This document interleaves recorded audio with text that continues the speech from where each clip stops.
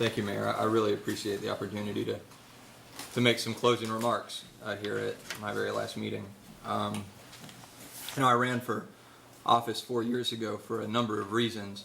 I ran in part just because I wanted to be able to vote for a real person instead of a polished politician.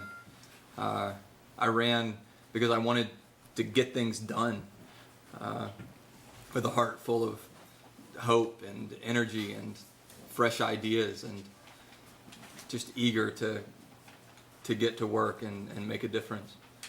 I did not run because I wanted a political career. And the plan from the very beginning, and I've always been perfectly upfront about this, the plan from the very beginning was to get in, only tell the truth, always do what's right, completely ignore the political consequences, and just let the chips fall where they may. That's exactly what I did, and I don't have any regrets about doing that.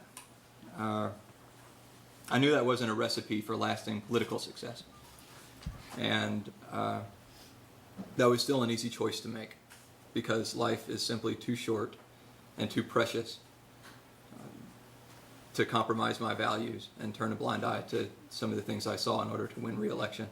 It has been an honor to serve my hometown, and I especially value many of the friends that I made along the way. I've done my best to be firm but fair, and to always consider the long-term consequences of our decisions. And I understand that not everyone sees the wisdom in investing in Frankfort's future when times are hard enough right here and right now. I understand that. But I'm leaving my post secure in my faith that Frankfort's best days are ahead of her. And I'd like to think that many of the seeds we planted this term will play a part in that. And I'm proud of the seeds we planted this term. We raised the city's reserves for 2 years in a row. We ushered in a new era of transparency in our local government. We changed the way our entire community thinks about waste. We finally got serious about addressing Frankfort's long-standing stormwater problems. We made tough decisions. We made strategic, sustainable investments in Frankfort's future, and we refused to kick any cans down the road to future generations. And I wish we had done more. I really do. I really wanted to build new sidewalks on major streets that don't have any, that need them. I really wanted us to save more money by using energy more efficiently. I wanted to facilitate more public art.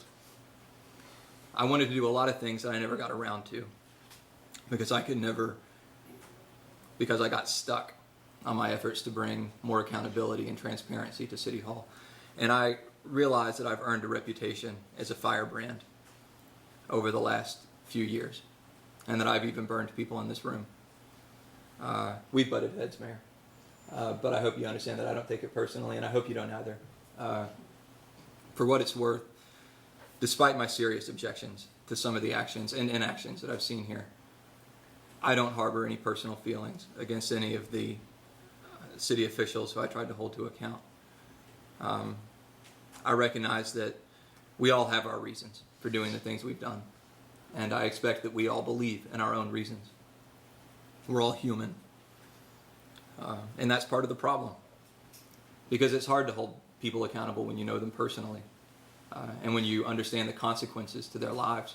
I remember coming home from this very commission meeting 2 years ago, from our last meeting of the term, and sitting down in my kitchen and crying, just sobbing, the night I voted to fire a former city manager for ethics violations.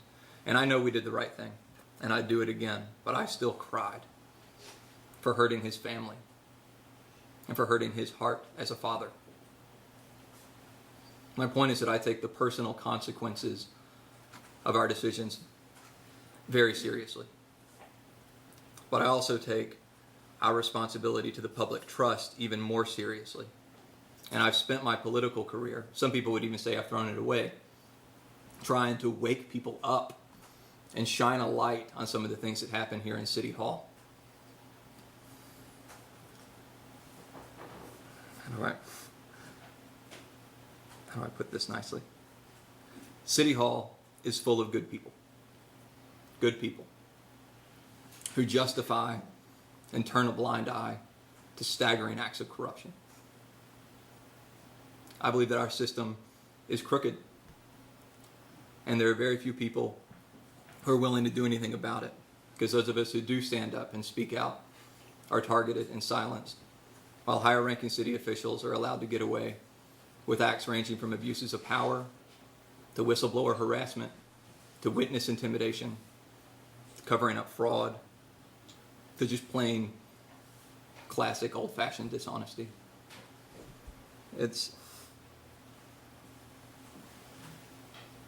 I do appreciate Commissioner Turner, who couldn't be here today, for standing with me, for standing against me. For standing with me against a lot of this stuff. But as far as I'm concerned, the rest of us have allowed this corruption to flourish unchecked for the last couple of years. And as proud as I am of the many things we've done, I'm afraid that's also part of our legacy to the city. A shameful part. And before the folks watching at home start judging anyone sitting up here, I hope you understand that we, the public, have allowed this to happen. There's this general feeling that the city would be better off if we didn't air its dirty laundry in public. We just cover it up and deal with it behind the scenes.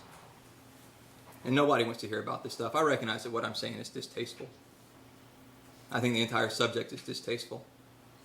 I'm not aware of any tasteful way to address it. One thing I know for certain is when we hide everything behind the scenes and let it sit in the dark, then the dirty laundry doesn't get cleaned. It doesn't get addressed. It just sits there and collects mold. There's no value in making City Hall look good if the insides are allowed to rot.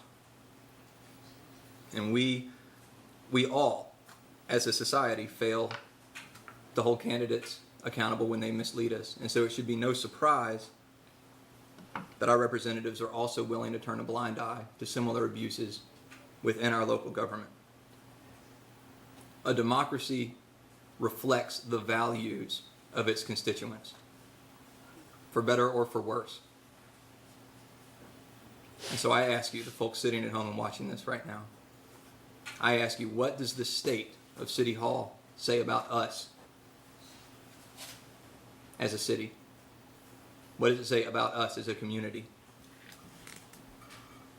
And is there anybody out there who's willing to do anything about it? Thank you, Mayor. Okay.